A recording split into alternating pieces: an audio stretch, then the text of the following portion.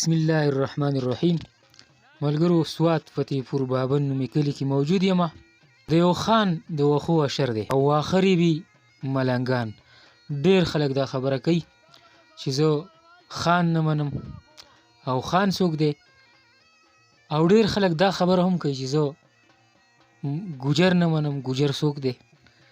نو ملګرو، دا خبرې دواړه غلطې دي، ځکه چې وخت داسې دی چې خان دې ونه منه نو هم نه کېږي، او چې ګوجر دې ونه منه نو هم نه کېږي. چې د زړه خاني وشي او د زړه ملنګي وشي نو نتیجه به دی راوځي. ستاسو نوم دی؟ زما نوم باز محمد. باز محمد، دا خلک دومره راغونډ شوي دي په دې مصروفه وخت کې، دومره وخت د چا سره دی چې دونه خلک دي؟ تقریبا څو کسان به دا؟ بس دا خلک د خدای عزت ورکړي دي، په خپله درانه دي. بس زمونږ د خان لراله او بس دا واښه ماښه ورسره وریبل، لکه محبت دی ستاسو په منځ کې؟ محبت دی او بس لکه دی د ده سره دغه دي. نو څو کسان وي تقریبا؟ یاره انشاءالله دا سلو خو شاخ به یو. او واښه خو تاسو ته زما په خیال هېڅ شی هم نه دی؟ ما واښه خو ماشاءالله واښه خو ووال ختم شو. بس کاکا ته څه یې؟ یاره زه خو یم چې بس د دې خان لکه لکه دې خلکو ته به څه پیغام ورکړې؟ څوک دغه خورئ، څوک وایي چې لکه نفرت خورئ، لکه دا خان دی او دا ګوجر دی، دا خبرې کوي؟ نه نه، دا خو دا زمونږ دا خان هم دا خبرې نه کوي چې دا پکې ګوجر دی او دی خو زمونږ د دې ګوجرو خلکو سره بس ځان یو کړل دی او د دوی له ټولو منډه تړله کې په هره خبره اتره کې ولاړ دی. تاسو ورسره هم ولاړ یې او خلکو سره هم ولاړ دی.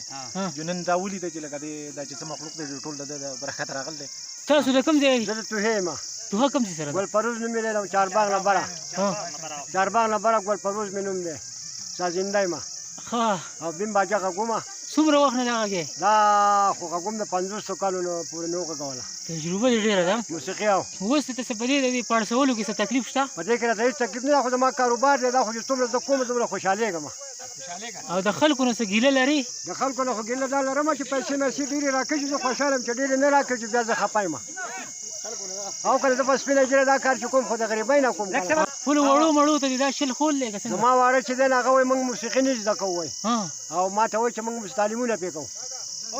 علم ته پکې کښېنوه. علم ته پکې نه، سبقونه یې د قرآن شریفونه ختمونه یې کړي دي او علم دغه تعلیم یافته هم دي. لکه هسې دا کلچر دا مخکې دا دغه نه و که نه، ډېر پخوا و، خلکو به ټیپ غږو او بیا اوس خبره زه یو ځای ته تللی یم وښوله نو د بجلیګر صاحب کیسټ لګېده، نو لکه دا کلچر چې دوباره را ژوندی شو که نه؟ دا و خو د خلکو مړ کړی و طالبانو صاحبانو د وخت نه وروسته. بیا چې دی هغو اډر وکړو چې تاسو اوس خپله موسیقي تازه کوئ. فوجیانو صاحبانو اډر وکړو، موږ فوجیان وغوښتو چې تاسو اوس خپله موسیقي تازه کوئ. موږ یې څه ډېر انعامات فوجیانو راکړو او وړه به یې راکول په هغه وخت کې چای چیني هر څه سره، او ډېر په عزت په فوجیانو صاحبانو را رخصتولو. تاسو کومه خوښه تاسو به خوښه کوئ، موږ به ورته حق وغږوو ستاسو په تبه باندې، هغه مسافرو ته. زه خیر ستا دا تجربه چې ده نو د دې نه به تاته پته لګي چې د هغو به کوم شی خوښي؟ د هغو خو دا مصري خوښې دي، دا مصري نه دي. یاره مصري دی کې کار ځکه نه کوي چې هغه بیا اواز نه راخېږي، ستا دا شی پې تیز دی، ښکلی ساز ناګل به ورته وغږوو. ناګن به ورته وغږې. بیا داسې به وي چې وایي چېرې دې بابا غږولی، بابا په سپینه ګیره دی، 500 کاله دی، خو دوی ته به داسې شی وغږوي چې دوی به دوا کوي ما ته. صحیح شو صحیح شو دا ښه.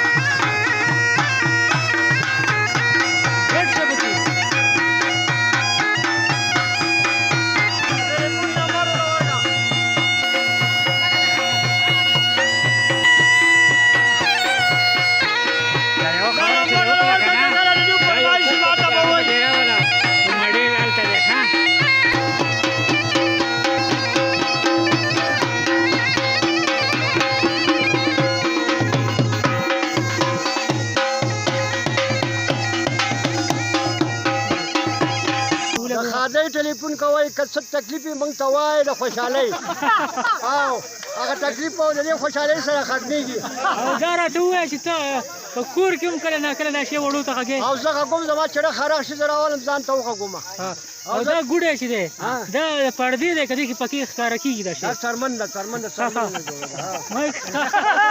ده لکه ستا چې دا ګېډه ده داسې د دې ګېډه ده صحیح